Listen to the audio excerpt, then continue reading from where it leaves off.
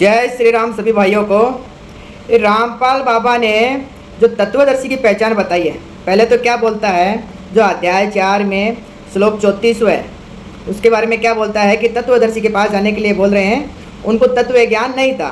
ठीक है, एक तो ये बात बोलता है, और दूसरी बात फिर अध्याय 15 में बताता है, जो वो वृक्ष के बारे में जानकारी है ना, उसके बारे में।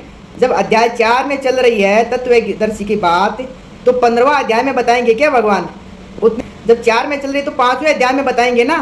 ठीक है, तो तत्वदर्शी की पहचान 5वें अध्याय में है। और अर्जुन जी क्या बोलते हैं, ये बात भी बोलते हैं अगला 6वां अध्याय में कि आपके सिवाय श्रेष्ठ ज्ञान वाला और कोई मिलना संभव ही नहीं है, असंभव है।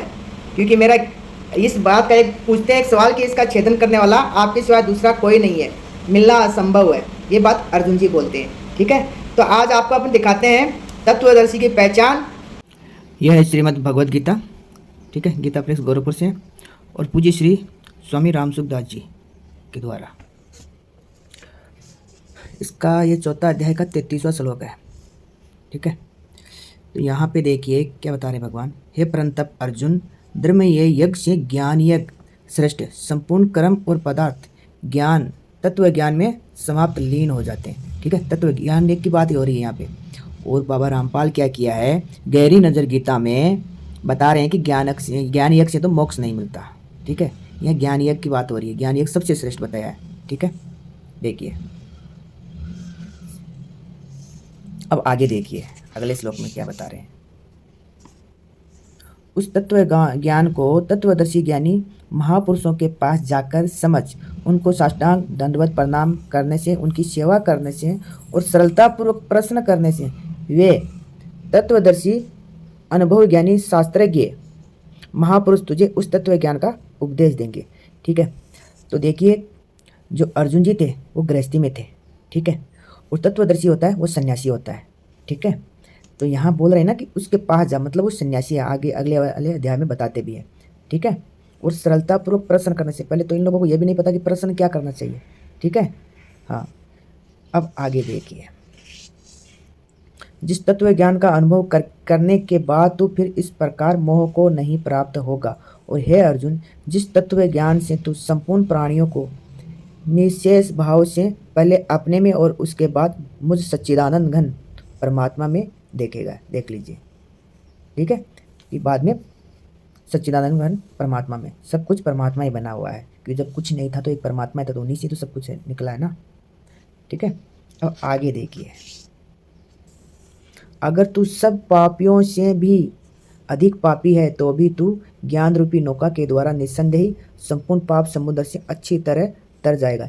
यहाँ जहाँ भी संपूर्ण की बात आती है ना, तो संपूर्ण पापों से, ठीक है, तो संपूर्ण मतलब सबसे ज़्यादा, जो एक गांव पकड़ लो, एक गांव से फिर एक जिला, उससे बड़ा एक राज्य, फिर एक देश, तो ऐसे एक ब्रह्मांड, फिर अनंत कोटि ब्रह्मांडों भी सबसे ज़्यादा अगर पाप किया होगा, ठीक है, संपूर्ण समस्त ब्रह्मांड आ जाता है, उसमें सबसे ज़्यादा पाप किया होगा, उससे भी तुम ज्ञान तत्व ज्ञान से मुक्त हो जाएगा। ठीक है, और यहाँ पे देखिए संस्कृत में एक वचन, दो वचन, तीन वचन, बहुवचन ऐसे होता है।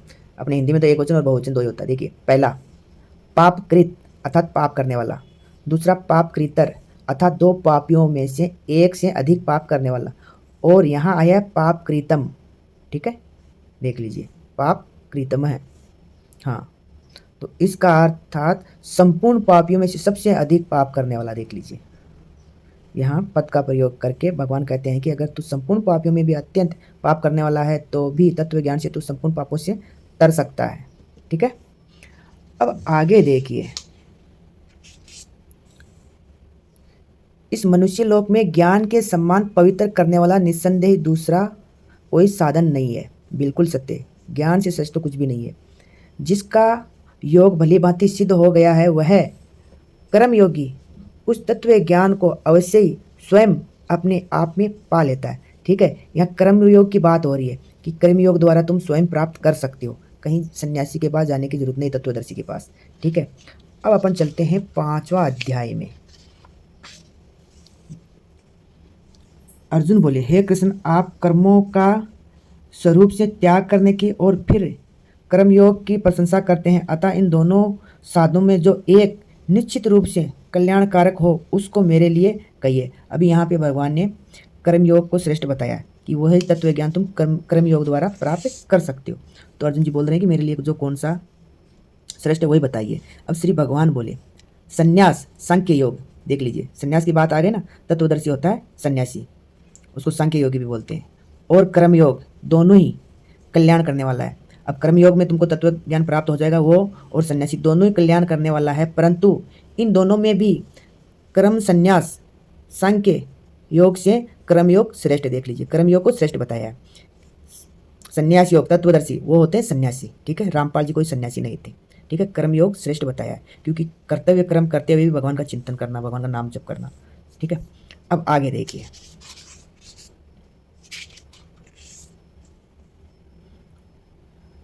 हे महाभाव, जो मनुष्य न किसी से द्वेष करता है और न किसी की आकांक्षा करता है वह कर्मयोगी सदा सन्यासी है।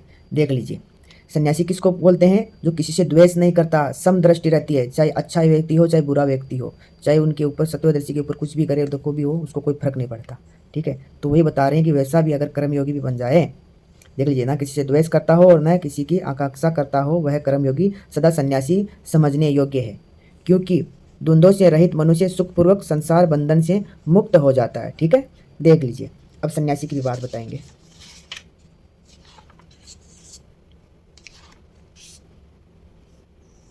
बेसमझ लोग सांख्य योग और कर्मयोग को अलग अलग फल वाले कहते हैं। देख लीजिए बेसमझ कि कर्मयोग और संन्यास योग, सांख्य योग जो तत्वदर्शी और कर्मयोगी, ये समझ लीजिए उनको अलग अलग फल वाले कहते हैं, न कि पंडित जन, क्योंकि इन दोनों में से एक साधन में भी अच्छी तरह से स्थित मनुष्य दोनों के फलरूप परमात्मा को प्राप्त कर लेता है। दोनों का फल एक ही है, परमात्मा को प्राप्त होते हैं, ठीक है, कर्मयोगी और तत्वदर्शी सांख्य योगी सन्यासी, ठीक है।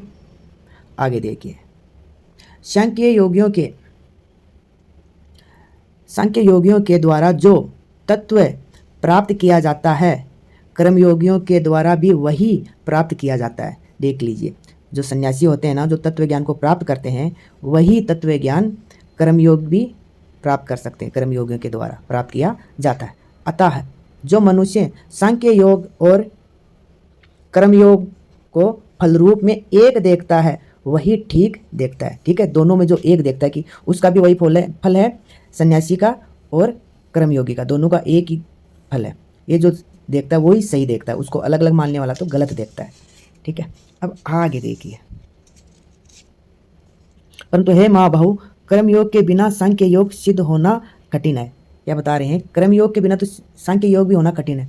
मननशील कर्मयोगी शीघ्र ही ब्रह्म को प्राप्त हो जाता है, ठीक है, मननशील मन पर विजय प्राप्त करने वाला। अब यहाँ पे देखिए जिसकी इंद्रियां अपने वश में है, देख लीजिए मन और 5 इंद्रियां, जिसका अंतःकरण निर्मल है, जिसका शरीर अपने वश में है, ठीक है, शरीर को, सभी शास्त्रों का सार है कि शरीर को वश में करना, इंद्रियों को, और संपूर्ण प्राणियों की आत्मा ही जिसकी आत्मा है, ऐसा कर्मयोगी कर्म करते हुए भी लिप्त नहीं होता, ठीक है। कर्मयोगी उसको बोलते हैं जो सबके लिए सबके हित के लिए कर्म करता हो, ठीक है, खुद के लिए ही करता है, खुद के सुख के लिए तो वो तो भोगी हो जाता है। चलिए आगे देखिए, ये अभी तत्व जो दर्शी है ना उसकी पहचान यहाँ पे बता रहे हैं, ये 8 और 9 श्लोक है 5वां अध्याय का। तत्व को जानने वाला, देखिए तत्व को जानने वाला सांख्य योगी देखता हुआ, सुनता हुआ, छूता हुआ, सूंघता हुआ, खाता हुआ, चलता हुआ, ग्रहण करता हुआ, बोलता हुआ, मलमूत्र का त्याग करता हुआ, सोता हुआ, श्वास लेता हुआ, आंख खोलता हुआ और मूंदता हुआ भी संपूर्ण इंद्रियों के विषयों में बरत रही है, ऐसा समझकर वे स्वयं कुछ भी नहीं करता हूँ ऐसा माने। देख लीजिए जो भी हो रहा है ना वो प्रकृति के द्वारा हो रहा है, प्रकृति जो अपना शरीर है यही प्रकृति, इसके द्वारा जो इंद्रियां हैं उनके हिसाब से सब कुछ हो रहा है। ये सांख्य योगी की पहचान, तत्वदर्शी की ये पहचान। वो एक तो सन्यासी होता है, देखो तत्व को जानने वाला, उसकी समदृष्टि रहती है, वो कुछ भी करता हुआ वो ये महसूस करता है कि मैं कुछ नहीं कर रहा, मैं साक्षी हूँ, ठीक है, जो ये है तत्वदर्शी की पहचान, ठीक है। बाबा ने भ्रमित करने के लिए ये सब किया कि अध्याय 4 में तत्वदर्शी की पहचान बता रहा, कहाँ 15वां अध्याय में, जब तत्वदर्शी की बात 4था अध्याय में आ रही तो बात यहीं पे बताई जाएगी ना, तो ये 5वां अध्याय में बात चल रही है। इसके बाद भगवान आगे और बताते हैं, ये तत्व ज्ञान की ज्ञान विज्ञान सहित बताते हैं, ठीक है। तो यहाँ 10वां अध्याय तक ये तत्व ज्ञान की बातें चलती है और तत्वदर्शी की पहचान ये बताती है। ठीक है, देखता हुआ सुनता हुआ कुछ भी नहीं करता है। ठीक है, चलिए ये 6ठा अध्याय है। ठीक है, और इसका श्लोक नंबर 37 है। यहाँ पे अर्जुन जी बोले, ठीक है, हे कृष्ण, जिसकी साधना में श्रद्धा है पर जिसका प्रयत्न शिथिल है, वह अंत समय में अगर योग से विचलित मना हो जाए तो वह योग सिद्धि को प्राप्त न करके किस गति को चला जाता है। यहाँ पे क्या बात हो रही है कि अगर मान लो चाहे कर्म योगी हो चाहे सन्यासी योगी हो, ठीक है, दोनों में से ही अगर मान लो साधना कर रहे हैं, चल रहे हैं, अंत समय में अगर वो विषयों में फंस जाता, छोड़ देता है, तो उसकी क्या गति होती है, वही पूछ रहे हैं अर्जुन जी। हे महाबाहु, संसार के आश्रय से रहित और परमात्मा प्राप्ति के मार्ग में मोहित अर्थात विचलित इस तरह दोनों ओर से भ्रष्ट हुआ साधक क्या छिन्न भिन्न बादल की तरह नष्ट तो नहीं हो जाता। ये बात अर्जुन जी पूछ रहे हैं कि मान लो कुछ समय तो चला, 10 साल तक चला, 5 साल तक चला, बाद में वो छोड़ देता है, भोगों में फंस जाता है, तो उसकी क्या गति होती है, ये पूछ रहे हैं अर्जुन जी को 6वां अध्याय में। देखिए, हे कृष्ण, मेरे इस संदेह का सर्वथा छेदन करने के लिए आप ही योग्य हैं, क्योंकि इस संशय का छेदन करने वाला आपके सिवाय दूसरा कोई हो ही नहीं सकता। देख लीजिए अर्जुन जी क्या बता रहे हैं कि आपके सिवाय और कोई नहीं हो सकता इसका मेरा ये संशय मिटाने के लिए। मतलब भगवान से श्रेष्ठ और कौन है, कोई भी नहीं ना। और ये क्या बता रहे थे कि इनको तो कोई ज्ञान ही नहीं है, तत्व ज्ञान नहीं था, इसलिए तत्वदर्शी के पास भेज रहे थे। देख लीजिए आप अर्जुन जी क्या बोल रहे हैं कि आपके सिवाय दूसरा कोई हो ही नहीं सकता। बिल्कुल सत्य, भगवान से श्रेष्ठ और कौन हो सकता है, यही बात। ठीक है, तो इसका बाद में अगले श्लोक में भगवान बताते भी हैं। ठीक है, वो भी बता देता हूँ। श्री भगवान बोले, हे प्रतानंदन, उसका न तो इस लोक में और न परलोक में ही विनाश होता है, क्योंकि वे प्यारे कल्याणकारी काम करने वाला कोई भी मनुष्य दुर्गति को नहीं जाता, क्योंकि उसका बाद में अगले जन्म में जन्म होता है, वो भी संत महापुरुषों के घर में। ठीक है, जो भगवान से जुड़े रहते हैं और उनकी याददाश्त भी बनी रहती है, फिर वो वापस अभ्यास करता है। ठीक है, चलिए भगवान सबके गुरु है, उसके लिए थोड़ी मैं आपको जानकारी दे देता हूँ। ठीक है, देखिए मानस अरण्य है 4 का 9। ठीक है, भगवान जगत के गुरु है। उसके बाद श्रीमद् भागवत महापुराण का दिया हुआ है 8वां स्कंद अध्याय 24 श्लोक नंबर 48 में, वे केवल गुरु ही नहीं प्रत्युत गुरुओं के भी परम गुरु है। ठीक है, और गीता जी में अध्याय 11 श्लोक नंबर 43 उसमें भी बताया गया है। उसके बाद राजा सत्यव्रत भगवान से कहते हैं, यह है श्रीमद् भागवत 8वां स्कंद और 24वां अध्याय और 50 श्लोक। जैसे कोई अंधे को ही अपना पथ प्रदर्शक बना ले, वैसे ही अज्ञानी जीव अज्ञानी को ही अपना गुरु बनाते हैं। देख लीजिए किसके ऊपर ये बात एकदम फिट हो रही है। ठीक है, ये लोगों को इतना दिखा रहे हैं, सबके सभी अज्ञानी होकर भी अज्ञानी को गुरु बना के बैठ गए हैं। जो खुद मुक्त नहीं है वो दूसरों को क्या मुक्त कर देंगे, ये समझ में नहीं आ रहा है। आगे देखिए, आप सूर्य के समान स्वयं प्रकाश और समस्त इंद्रियों के प्रेरक हैं। हम आत्म तत्व के जिज्ञासु आपको ही गुरु के रूप में वर्ण करते हैं। ठीक है, अब आगे और देखिए विष्णु पुराण में भक्तराज प्रहलाद जी क्या कहते हैं, देख लीजिए। विष्णु पुराण स्कंद 1 अध्याय 17 और श्लोक नंबर 20।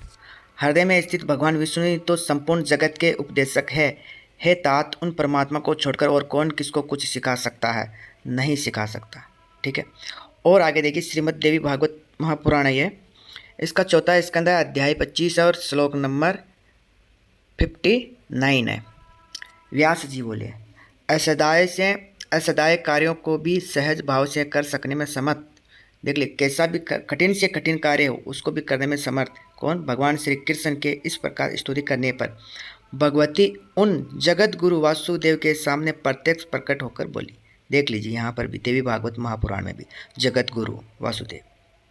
ठीक है, ये इतनी जानकारी मैं आपको दे दी। चलिए, आपने देखा रामपाल बाबा ने कैसे लोगों को गुमराह किया है।